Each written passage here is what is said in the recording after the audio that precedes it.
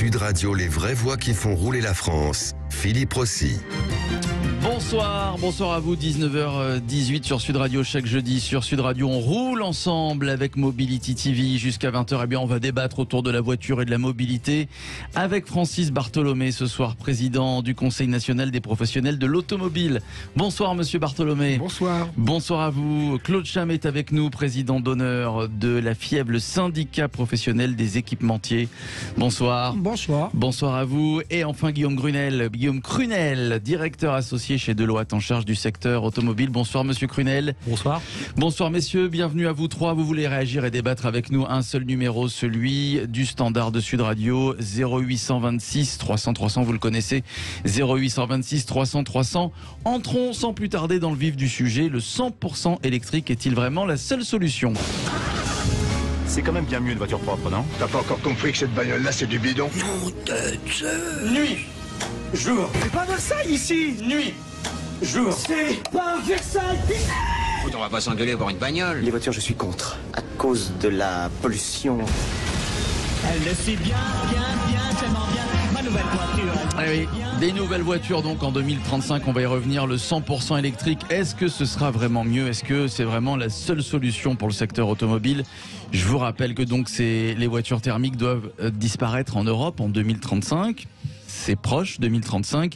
Qui a dit, tiens, la transition vers la voiture propre dépasse les limites de ce que l'industrie peut supporter? Eh bien, c'est Carlos Tavares, le patron de Stellantis. Pour lui, une voiture électrique, c'est 50% de coût additionnel à un véhicule conventionnel.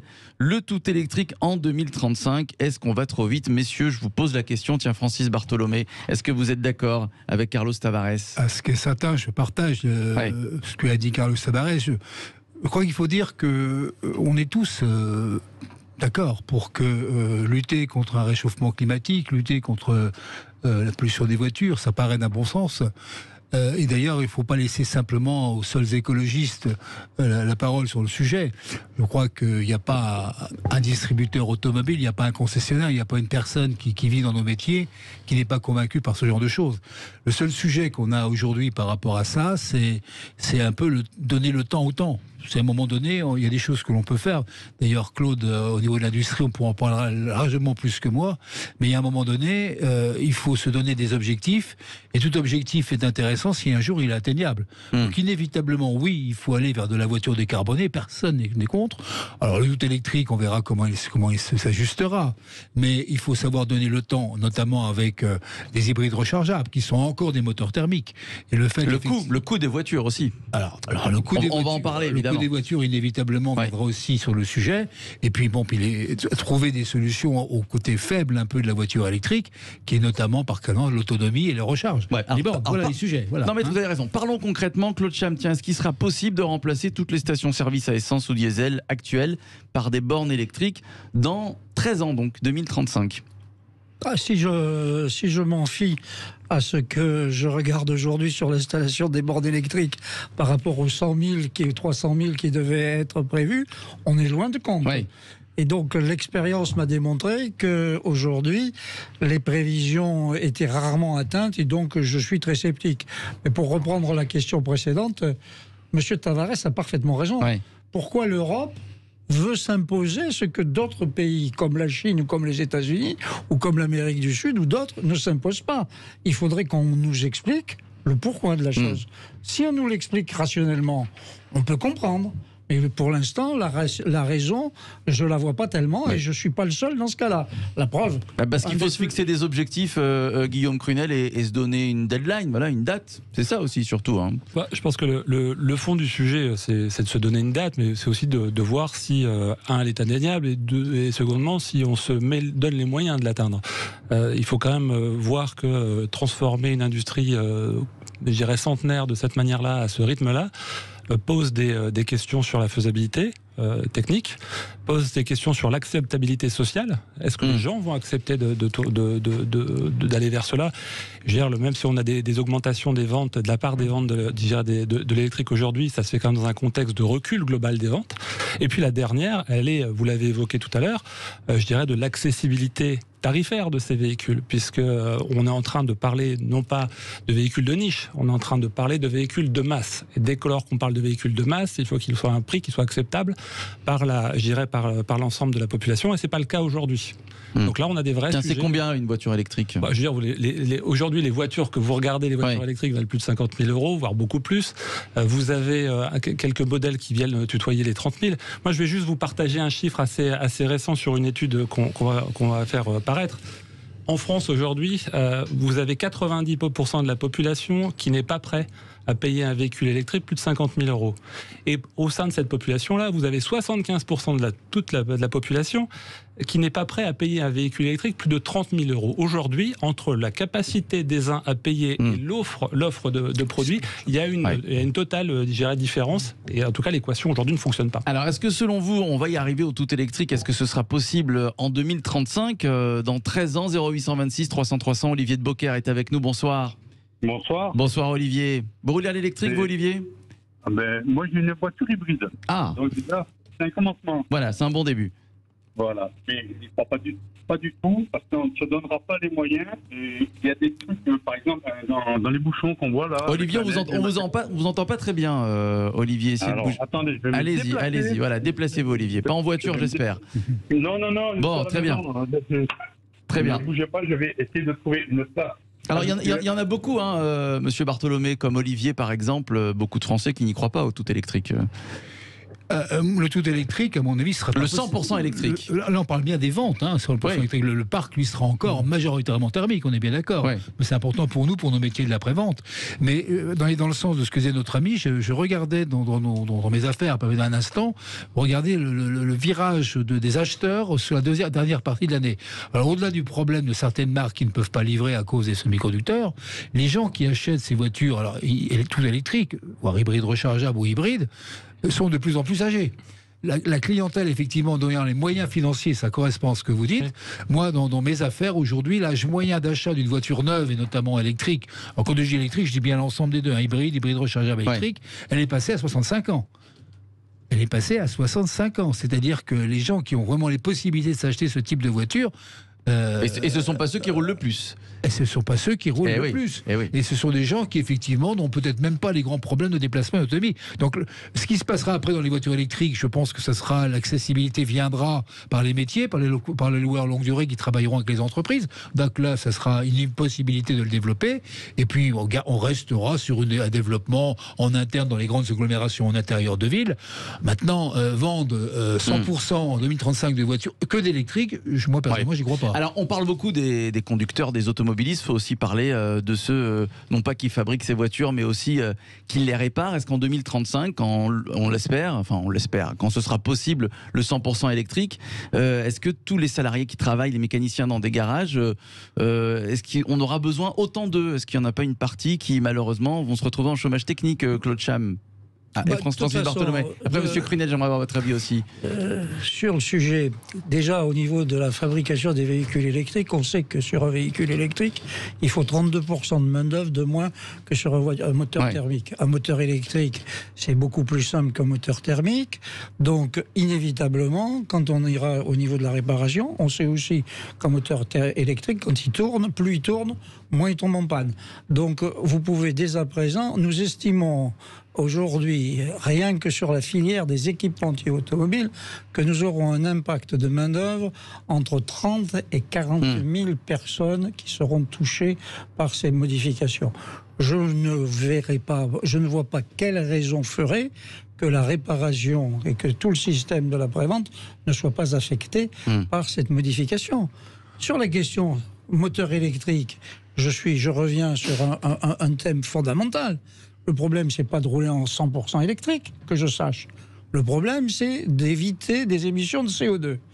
Il n'y a pas qu'une solution pour éviter des émissions de CO2. Il y a l'hydrogène, par exemple. On va en reparler en fin d'émission. Il y a les biocarburants, il y a des moteurs thermiques à 2 litres au 100. Il y a tout un tas de solutions. Donc, prendre un risque social aussi important que celui-là, je comprends pas. Oui. Ah, on va rejoindre Olivier, qu'on a retrouvé, Olivier de Beaucaire, au 0826 300 300. Il nous reste une petite minute 30, Olivier.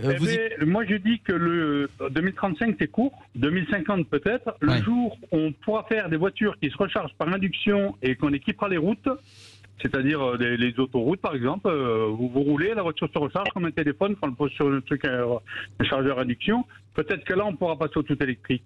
Parce que là, vous avez des gens, par exemple, qui partent en vacances, qui restent bloqués dans les bouchons pendant une nuit, avec une voiture électrique, on les retrouve morts le lendemain. Il n'y a pas de chauffage, il n'y a rien. Donc, il va falloir remédier, parce que les bornes, c'est pas le top, quoi. L'idéal, c'est d'avoir une voiture qui se recharge en roulant, mais par induction sur la route. Donc, il faut changer toutes les infrastructures, les principales, pour pouvoir charger son véhicule, faire Marseille-Paris, sans interruption. Mais ça ne sera pas en 2035. Non, voilà, ni en 2050. Enfin, je sais pas, ça va être long, non? Ça va être long par induction. C'est effectivement compliqué aussi. C'est effectivement une technologie qui existe. Elle est expérimentale pour l'instant, mais avant qu'elle soit, je dirais, au niveau économique mise en place, je dirais de façon industrielle, il va se passer quand même un peu de temps. Merci Olivier, merci d'avoir réagi, d'avoir débattu avec nous. On va revenir dans quelques instants. Les vraies voix qui font rouler la France. Tiens, on va parler des ZFE, les zones à faible émission, limiter les déplacements. Ça, c'est la volonté de plusieurs villes en France pour lutter contre la pollution. On y revient encore. Tiens, depuis le 1er janvier, sachez que Lille, Strasbourg ou encore Reims se sont lancés dans ce dispositif. Quelles conséquences pour ces zones à faible émission? Est-ce que vous y êtes favorable? J'attends vos réactions là encore, comme Olivier de Beaucaire, 0826 300 300. Et on en débat tout de suite avec Francis Bartholomé, Claude Cham et Guillaume Crunel. À tout de suite. Sud Radio, les vraies voix qui font rouler la France. Philippe Rossi. Et jusqu'à 20h, il est question d'automobile et de mobilité, les vraies voix qui font rouler la France avec Mobility TV. Je vous présente nos vraies voix du jour. Francis Bartholomé, président du Conseil national des professionnels de l'automobile. Claude Cham est avec nous, président d'honneur de la FIEV. La FIEV, c'est le syndicat professionnel des équipementiers. Et puis Guillaume Crunel, directeur associé chez Deloitte en charge du secteur automobile. Il faut que tu respires. Ça, c'est rien de le dire. Et pour lutter contre la pollution, alors plusieurs villes ont décidé de limiter les déplacements en instaurant des ZFE, voilà les zones à faible émission, selon les données de Santé publique France. Ces zones permettront d'éviter la mort de 40 000 personnes chaque année. Et depuis le 1er janvier, depuis quelques jours, les villes de Strasbourg par exemple, Lille ou encore Reims se sont lancées dans ce dispositif. Des zones à faible émission qui ne seront pas sans conséquences. On va en parler pour les artisans par exemple. Bien souvent, eux, ils roulent en camionnette et un changement de véhicule, eh bien, ça a un coût. On en a parlé tout à l'heure. Il faut compter entre 15 et 20 000 euros pour la conversion d'un véhicule. J'aimerais avoir votre avis. Tiens, Francis Bartholomé, ces zones à faible émission, déjà, est-ce qu'elles sont justifiées? Est-ce que ça marche? Alors, moi, je peux concevoir qu'inévitablement, si on va vers une réduction des émissions polluantes, que dans les centres-villes, effectivement, dans lesquels, depuis un certain temps, d'ailleurs, les zones 30 existent, on fait disparaître de plus en plus la voiture. À partir du moment où il y a une organisation, que c'est structuré, alors je vous avais parlé de Reims, rassurez-moi, donc je connais bien Reims pour participer. Le tout, c'est de se dire quelle est la partie du centre-ville qu'effectivement on peut exclure, qui est tout à fait possible, de donner un peu de temps au temps, c'est-à-dire que les vignettes critères, elles sont pas toutes ramassées pour dire au 1er janvier 2023, il y a le 3, le 4, le 5, la ville de Reims s'est donné le temps nécessaire, une année jusqu'en 2024. Et je peux me dire, parce que vous avez cité Reims, qu'à Reims, en 2024, ils pourront encore rouler les vignettes de diesel critère 2. Donc on voit qu'on peut donner, si vous voulez. Ce qui est vraiment inquiétant, c'est quand, par exemple, une ville comme Paris prend des décisions intempestives telles qu'elles l'ont été pour dire il n'y a plus de diesel dans 1 an ou dans 2 ans. Là, c'est extrêmement compliqué. D'abord, c'est pas envisageable. À tel point que c'est pas envisageable, c'est que toutes les mesures qui auraient dû être normalement répréhendées sont pour l'instant reporté d'1 an. Donc on voit bien que c'était pas envisageable. Ceci étant, dans les villes, moi je suis pas contre d'une organisation, mais qui permette de voir où les gens ont le parking, où qu'on traite les gens de l'artisanat, qu'on traite les gens, les commerçants, de regarder, et puis une nouvelle fois de donner le temps. C'est pas désagréable d'avoir des villes où il y a beaucoup de piétonniers, où il y a beaucoup d'un certain nombre de choses, où les gens peuvent en profiter. Quand on est raisonnable sur le sujet, ça me paraît important. Moi, ce que je crains, et ce que je regrette beaucoup dans cette affaire, c'est que c'était souvent encore un certain nombre d'idéologies, de car-bashing sur le sujet, qui vraiment, à mon avis, n'a pas lieu d'être. Et c'est un peu comme ça, d'ailleurs, que c'est préempté un peu par le consommateur ou par le...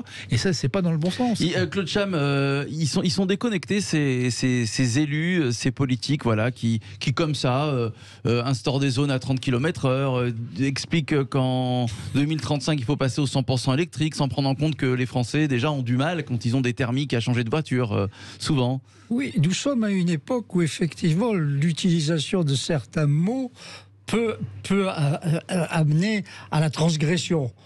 Je ne dirais pas qu'ils sont déconnectés, alors, mais je me permets de vous dire que je pense qu'ils n'ont pas tout à fait analysé le problème à fond.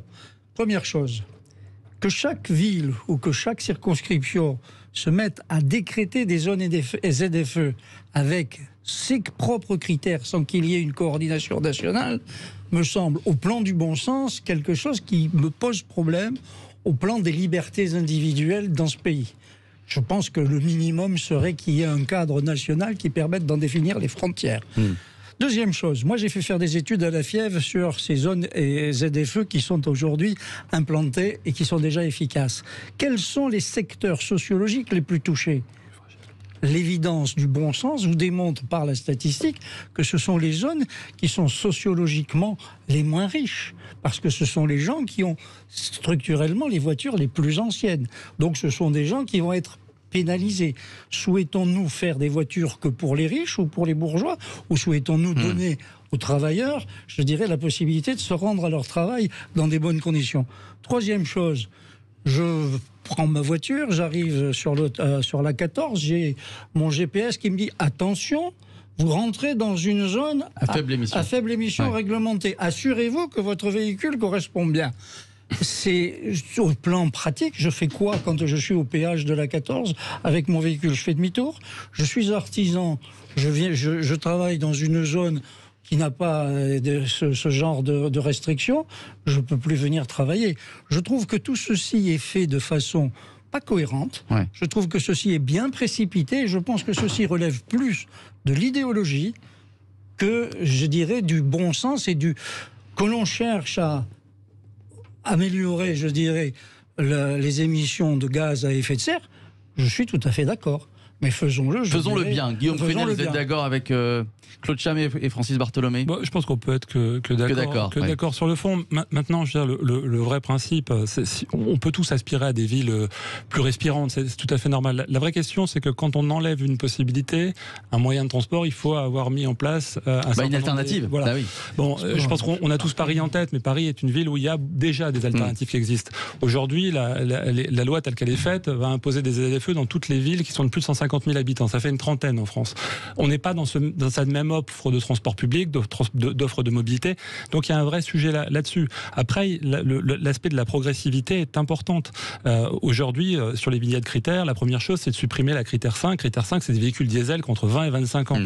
On peut considérer que c'est important, mais c'est pas le gros du parc. Mais quand on va un peu plus vite, on voit qu'il y en a certains parlent maintenant de limiter au critère 3 horizon le mois de juillet pour certaines grandes villes. Critère 3, c'est quoi? C'est des véhicules diesel entre 10 et 15 ans. Le parc moyen français des véhicules est de 10 ans et demi, voire un peu 11 ans. Il faut voir qu'au moment où on a acheté ces véhicules-là, la part du diesel dans le mix global que nous, français, nous poussions, est plutôt de 80%. Donc, on va arriver sur des choses qui ont des vraies conséquences pour les gens. Il faut mettre en place des solutions alternatives, voire des solutions de financement. Et là, pour le moment, le compte n'y est pas vraiment. Ouais. Et puis surtout, on le disait, Francis Bartholomé, ça pénalise donc les commerçants, les artisans, les zones où il y a des marchés aussi, parce que beaucoup prennent leur voiture pour aller au marché je crois et faire le marché. On touche un point important du sujet, là, Goulet, c'est que moi je crains beaucoup les réactions sociales et sociétales, puisqu'il y a un moment donné, quand on regarde le sujet, tout à l'heure on parle des voitures électriques qui sont hors de prix, là on parle de gens qui auront des difficultés si on accélère trop vite le processus des ZFE, qui ne pourront plus y aller. On voit qu'on est en train de créer un mécontentement assez général, tout ça parce qu'on on veut aller beaucoup plus vite que la musique. Il y a quelque chose qui ne va pas. Le bon sens, là, je disais tout à l'heure, on est tous de bon sens sur le sujet. Moi, je me sens aussi écologique que n'importe quelle écologie qui le veut. Et voilà, simplement, regardons, d'une part, protégeons notre industrie, parce que ne l'oublions jamais, si on n'a plus d'industrie, on n'aura plus de services. Et moi, je crois que c'est une première chose qu'il faut faire. Protégeons un peu l'ensemble des professions de nos métiers. Je plaide assez souvent pour l'ensemble des métiers de la distribution et de la réparation. On en a touché deux mots tout à l'heure. Et puis, protégeons quand même la population par rapport à ses possibilités demain et ses mobilités dont elle a absolument besoin. Donnons le temps nécessaire, faisons ce qu'il faut. Il y a des moyens, des possibilités, mais attention aux décisions dogmatiques et trop rapides qui risquent de faire une casse sociale qui serait, à mon avis, bien désagréable. Alors, entre nous, on est entre nous, hein, et vous, évidemment, qui nous écoutez, elles sont respectées, ces zones à faible émission. Tiens, prenons le cas de Paris. Vous parliez de Paris, 30 km/h. Moi, je suis à Paris, quand je prends la voiture, j'ai pas l'impression qu'autour de moi, dans certaines zones, on roule à 30 km/h. Non, j'ai pas de. Non. Personnellement, j'ai pas de chiffre de retour. Je vous demande pas vous si vous respectez. Je vous ai pas posé la question. Évidemment, oui. Ah oui, bien sûr, évidemment. Tous, évidemment. Non, mais sérieusement, Guillaume Crunel. Non, je pense que une fois qu'on met une règle, il faut mettre en place les éléments de contrôle. Aujourd'hui, le contrôle, il est fait de manière ponctuelle par les forces de l'ordre, donc avec une couverture qui est plutôt limitée. Et tant mieux d'une certaine manière. Après, ce qui est prévu dans la loi, c'est la possibilité à terme de mettre des éléments de contrôle, automatisés, de caméras, comme ça peut arriver dans d'autres villes internationales qui ont mis en place des péages urbains. Donc là, on rentrera dans une logique de contrôle ponctuel à une logique de contrôle systématique. On rentre dans un autre paradigme. C'est un autre type de société. Non, Claude Cham. Écoutez, moi, si nos jeunes enfants, petits-enfants, et si vous souhaitez vivre dans un monde complètement hyper contrôlé, réglementé, etc., allons vers ça. C'est ce qui se passe en ce moment. En tous les cas, personnellement... C'est assez contrôlé en ce moment. Oui. Moi, je suis un amoureux de la liberté. Ma voiture m'a toujours permis, quand je voulais, à n'importe quelle heure, d'aller où je voulais, comme je le voulais, tranquillement. J'espère pouvoir en bénéficier jusqu'à la fin de mes jours. Et je rêve pas de ce monde-là pour mes enfants ou mes petits-enfants. Francis Bartholomé. C'est clair que un monde à la chinoise où tout est contrôlé par la partie visuelle et permanent, moi, non, c'est un monde que je ne veux pas voir non plus. Maintenant, tout à l'heure, on a parlé de zone 30. Les zones 30 ne sont pas obligatoirement les ZFE. Les zones 30 peuvent se comprendre. Une ZFE. Le problème de la ZFE, c'est cette façon de vouloir dans une ville. L'émission, en fait, certaines voitures, on parlait des critères, n'ont pas le droit d'y entrer. C'est ça la différence avec les zones 30. Après, c'est quoi la ZFE, si vous voulez? Si elle se correspond à certaines zones 30, qui effectivement sont vraiment des artères de centre-ville, ça peut se concevoir, mais à un moment donné, comme Claude disait tout à l'heure, si c'est pour l'étendre tout à fait une agglomération avec ses périphériques autour, et que globalement, là, on va pénaliser totalement toujours les mêmes personnes, ceux qui n'auront pas les moyens d'avoir un véhicule pour y rentrer, là, il y a un véritable problème. Et c'est ce qu'on dit au gouvernement, on le répète, attention à ces sujets-là, la mobilité des Français, on ne fait pas ce qu'on veut avec. Il y a un moment donné, il peut y avoir des réactions. Et puis je pense qu'il va y avoir des élections présidentielles, je crois très prochainement. Je suis persuadé, moi, que les déplacements, la mobilité, l'automobile va faire partie intégrante, effectivement, de réflexion. Parce qu'on a beaucoup parlé d'immigration, de sécurité, beaucoup du Covid en ce moment. J'espère que l'automobile aura sa place d'ici quelques semaines. Tiens, et pour finir sur ce sujet, Claude Cham, qu'est-ce que vous attendez des candidats à la présidentielle sur l'automobile? J'attends aux candidats à la présidentielle, comme j'attends de toutes les fonctions publiques, qu'elles soient nationales ou internationales au niveau européen, d'avoir dessous de raison et d'avoir dessous de bon sens et de réalité. Je répète ce que j'ai dit en tout début, je pense que l'Europe se veut exemplaire sur un sujet où d'autres marchent à un autre pas que nous. Je ne vois pas la nécessité de pénaliser des millions de citoyens européens par rapport à des milliards d'autres citoyens, d'autres pays qui risquent, pardonnez-moi de le dire comme ça, de trouver cette opportunité extrêmement intéressante pour nous vendre leur voiture à un prix défiant toute concurrence. Mais bon, on peut faire confiance quand même au bon sens de nos politiques, Guillaume Crunel. Si dans quelques années on voit que ce ne sera pas atteignable en 2035, j'imagine qu'ils repousseront l'échéance. On est d'accord. Je ne vais pas faire de politique. Il fallait donner une date pour donner une date, c'est tout. Non, je pense que les dates, elles sont données par rapport à des trajectoires d'émissions de CO2 alignées sur les objectifs de l'accord. Non, mais sur la faisabilité. faisabilité, ça sera une autre histoire. Maintenant, je reviens sur ce qu'a dit Claude. Les voitures de demain, et c'est important pour nous, je pense, Français, Européens, les voitures de demain, elles sont quoi? Elles sont électriques à batterie, et elles sont technologiques, et elles ont du logiciel. Où est-on très fort en logiciel? Où est-on très fort à batterie? Je pense que c'est un vrai sujet aujourd'hui pour quelqu'un qui voudrait défendre l'industrie française aujourd'hui de prendre ces deux sujets à bras-le-corps. C'est ce que je pense.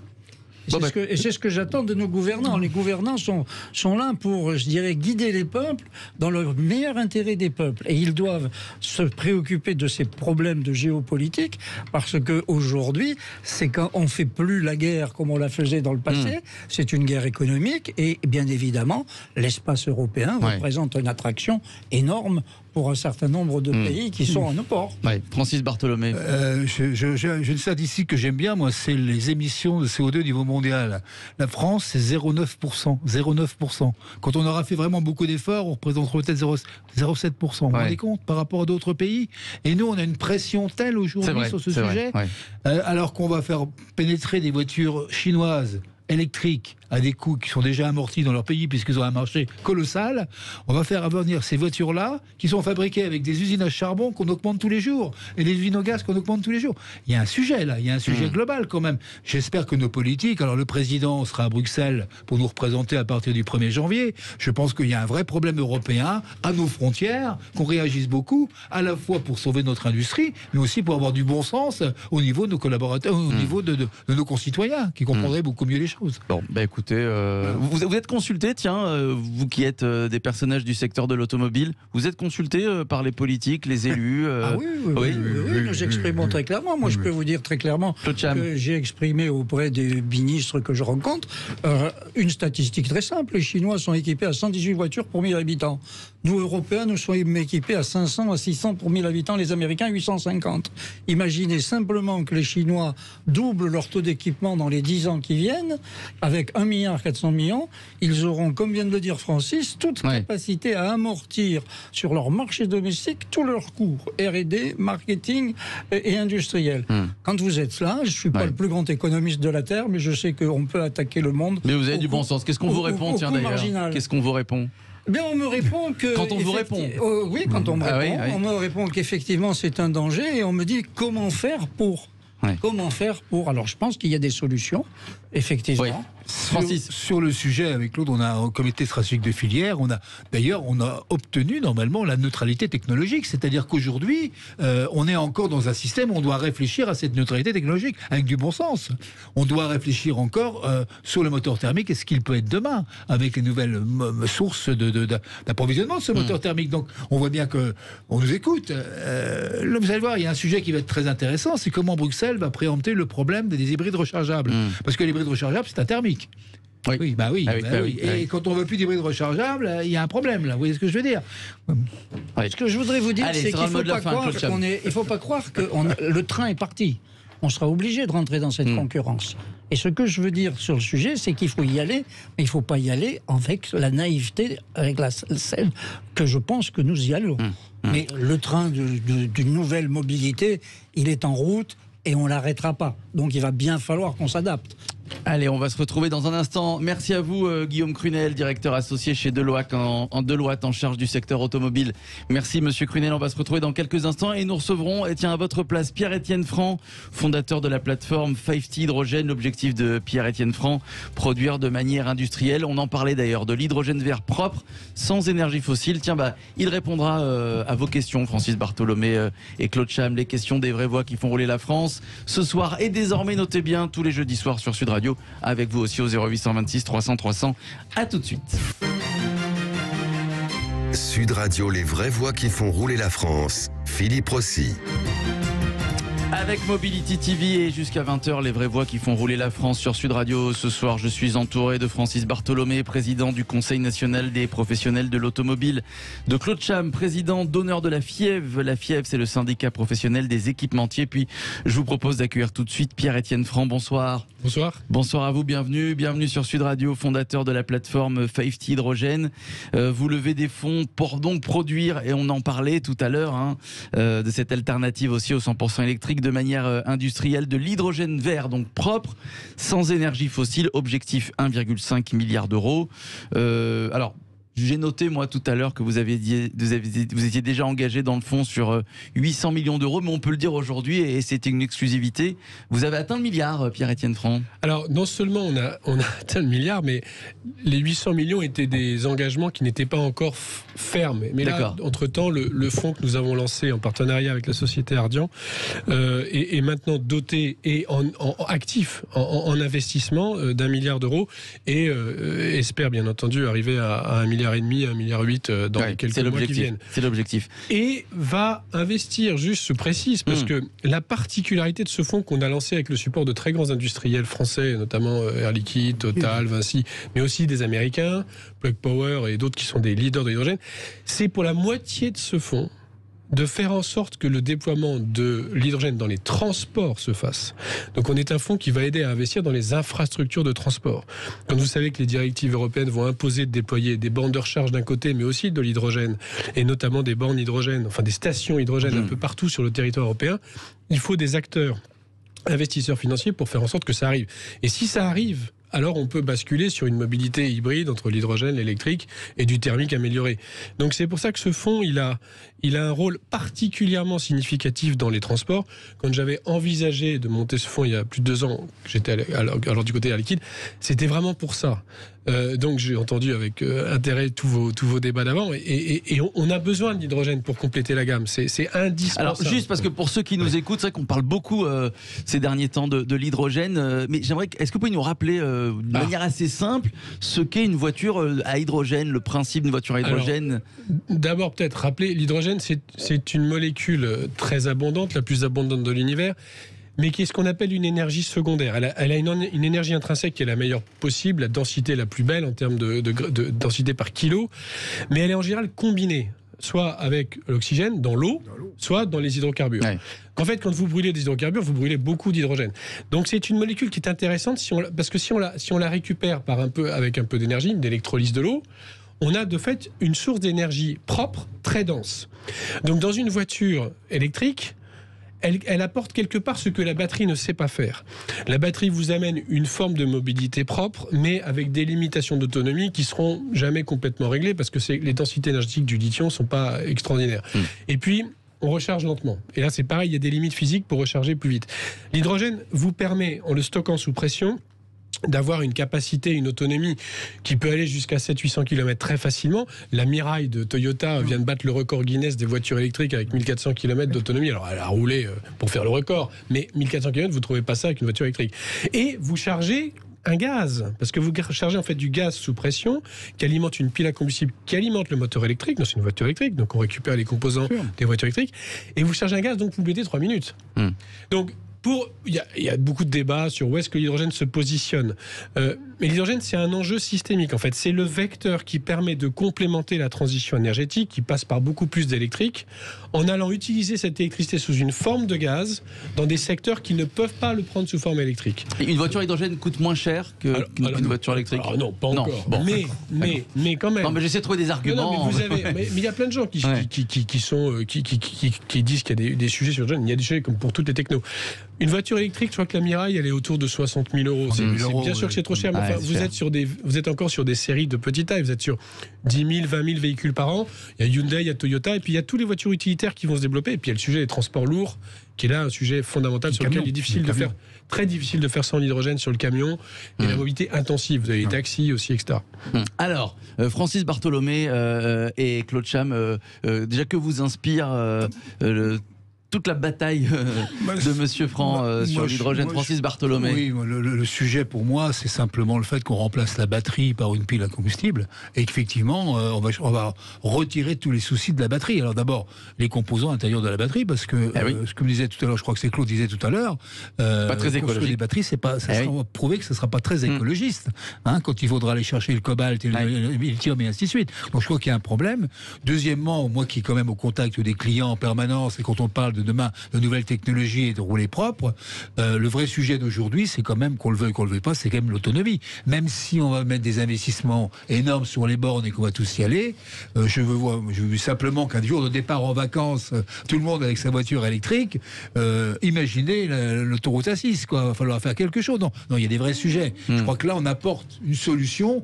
Alors maintenant, ce qui se dit, vous avez donné un élément de réponse. Le vrai problème qu'on a aussi à nos clients, à nos automobilistes qui roulent, c'est qu'aujourd'hui, il va être très cher et très coûteux de fabriquer l'hydrogène propre. Je crois que c'est ça le vrai problème. Alors, comme toute technologie qui démarre, il y a un enjeu de passage à l'échelle. C'est pour ça que ce fonds existe et que les gros industriels se sont mobilisés et que les financiers vont rentrer aussi. C'est qu'il faut arriver à baisser les coûts. À plusieurs niveaux. D'abord, produire de l'hydrogène vert, puisque c'est ça l'enjeu. Si on fait de l'hydrogène à base de charbon, c'est comme les Allemands qui conduisent des voitures électriques avec une énergie à moitié charbon. Je veux dire, c'est très sympa, mais enfin bon, ça n'a pas grand sens. Ça a sens pour l'usager. Les émissions locales sont bonnes, mais le bilan global n'est pas génial. Donc, si je veux le faire propre, je le fais par électrolyse de l'eau. Ça marche très bien. Mais c'est beaucoup moins efficace que de casser la molécule de gaz. Alors, d'ailleurs, entre guillemets, on peut aussi casser la molécule de gaz et garder le CO2. C'est ce qu'on appelle du carbone capture. C'est pour ça que les pétroliers s'intéressent beaucoup au sujet. Mais on peut le faire par électricité. L'intérêt de l'hydrogène, c'est que je peux rassembler tout le monde. Parce que c'est la molécule ultime du gaz naturel et c'est la molécule que je peux utiliser pour développer de très grandes quantités d'énergie renouvelable et les stocker. Alors, ça coûte plus cher. Ça coûte 2-3 euros du kilo de plus. Et 1 kilo, c'est 100 km avec une voiture, en gros, en performance. Donc, il faut diviser par 2 les prix. En fait, le passage à l'échelle, la baisse des coûts de l'énergie renouvelable font qu'on s'en rapproche. Mais il y aura un léger surcoût, je pense. Et je pense qu'il y a quand même quelque chose. Je vais peut-être ça va peut-être pas être très agréable aux auditeurs, mais on passe dans un monde énergétique renouvelable. Le coût de l'énergie dans le budget des ménages va monter un peu. Il faut se dire la vérité. Et simplement, on va optimiser sur d'autres choses parce que les bénéfices d'une énergie propre vont se retrouver sur le coût de la santé, sur le niveau de vie des gens, sur la qualité de vie, etc. Mais à long terme, mais à long terme. Donc le sujet, c'est de gérer ça. Oui. Et le deuxième point, c'est qu'il faut mettre en place ces infrastructures. Alors vous l'avez très bien dit, il faut comparer les choses. La difficulté avec l'hydrogène qu'on essaye de régler avec ce fonds, c'est qu'il faut mettre tout de suite un réseau. Parce que si vous n'avez pas de réseau, vous n'avez pas de bande de recharge chez vous, donc vous ne pouvez pas avancer. Donc vous devez tout de suite mettre quelques milliards. Mais enfin, pour la France, par exemple, il faudrait mettre 2-3 milliards pour avoir une infrastructure complète. C'est un tiers du prix de la ligne TGV entre Paris et Lyon. Et on n'a pas forcément besoin de commencer par ça. On peut commencer par des petites zones territoriales pour les logistiques, les mobilités intensives. La différence avec les bornes de recharge, c'est que quand vous avez fait votre réseau, c'est comme une réseau station-service. Ensuite, vous allez grossir la taille du réseau, mais vous n'allez plus réinvestir énormément. Les bornes de recharge, vous allez investir de manière linéaire avec la progression du trafic. Puis progressivement, vous allez tirer sur le réseau parce qu'il va falloir prendre beaucoup d'électricité. Ouais. Donc au final, ça coûtera plus cher que l'hydrogène. Des études ont été faites en Allemagne et dans d'autres pays pour montrer qu'au bout d'un certain niveau d'équipement de voitures hydrogène versus électrique, l'hydrogène coûte moins cher. Bon, il vous a convaincu J'ai appris Non, vous êtes déjà convaincu par l'hydrogène. J'écoute avec attention. Moi, vous savez, je regarde ça avec beaucoup d'humilité et j'écoute les experts. Quand je vois des sociétés comme Toyota qui se sont lancées et que vous écoutez Didier Leroy qui vous explique que la stratégie de Toyota est d'avoir une multiplicité de solutions, je pense que ces gens-là ont raison. Je pense que l'hydrogène est incontestablement une des possibilités d'aller vers une mobilité beaucoup plus propre. Donc je pense qu'il faut... Alors il y a encore des problèmes, comme ça vient d'être dit, de coûts. Ces problèmes de coûts se résolveront, à mon avis, dans le temps. Il y a, par contre, une certitude que nous avons tous. C'est que pour tout ce qui est le transport lourd, le transport maritime, le transport ferroviaire, l'hydrogène est une solution. Et puis le dernier sujet, c'est qu'aujourd'hui, nous avons une dépendance à une énergie qui est le pétrole. Tout le monde dit que les problèmes de souveraineté amènent à devoir se reposer des questions. L'hydrogène, il est partout. C'est la ressource que nous avons le mieux répartie dans le monde entier. Je pense qu'il faut faire des calculs en prenant en compte tous les paramètres, c'est-à-dire le coût, la souveraineté, l'approvisionnement à proximité, etc. Et donc l'hydrogène est incontestablement, pour moi, une des solutions qui permet d'aboutir à ce que je dis toujours, réduire les émissions de gaz à effet de serre. On y revient. Dans quelques secondes, Pierre-Étienne Franc. Les questions d'emploi aussi, vous citiez les batteries. Sur les batteries, on a un peu perdu la guerre contre les Chinois sur la capacité à produire pas cher. Sur l'hydrogène, c'est encore jouable. C'est pas gagné, mais c'est encore jouable. Et l'autre point, c'est que quand vous achetez pour 10 euros, parce qu'un kilo d'hydrogène, ça va coûter entre 10 et 7 euros demain, parce que ça va baisser. Si vous achetez 10 euros d'hydrogène, la part d'énergie dans le coût, c'est moins de 10%. Le reste, c'est de la part locale. Donc, c'est des emplois locaux. Merci à vous, Pierre-Étienne Franc, fondateur de la plateforme 5T Hydrogène. Merci à vous, Francis Bartholomé, président du Conseil national des professionnels de l'automobile. Et Claude Cham, qui était avec nous, président d'honneur de la FIEV, le syndicat professionnel des équipementiers. Voilà les vraies voix qui font rouler la France désormais. Et à partir d'aujourd'hui, c'est chaque jeudi sur Sud Radio. Dans un instant, le Loft Music. Yvan Cujous qui reçoit notre ami Guy Carlier ce soir.